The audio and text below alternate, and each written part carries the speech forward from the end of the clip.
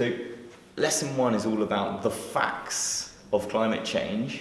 And the first slide is this: what's the most important climate change number? So I've collected together a whole variety of statistics. And the idea is you start by saying to students, look, which of these do you know? What do they mean?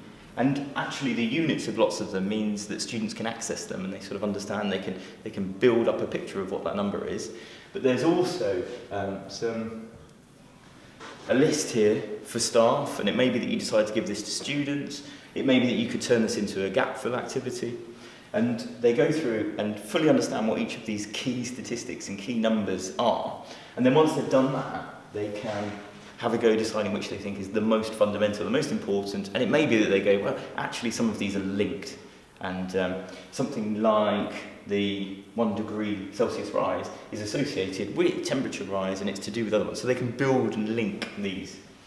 The next step is then introducing a just a minute activity where students have to do some research to then come back and present to the class under time sort of pressured conditions, and it makes it a little bit jovial as well. So there are key graphics that I've highlighted. So these are the warming stripes, there is the Keeling curve, there's a whole variety of other ones, and the idea is in pairs students take these, go away, do more research, so they can then stand up in front of the class and explain what that graphic is and how it links to the concept of climate change. It may be that you decide to extend this so that this is 2 lessons, to really give it the time that it needs. It may be that the students haven't actually seen many of these graphics before, particularly things like the greenhouse and the enhanced greenhouse effect. There's quite a complexity in the way that this works, so it's important to get these ideas really honed and for students to really understand them, because often there are lots of misunderstanding and misconceptions associated with these ideas.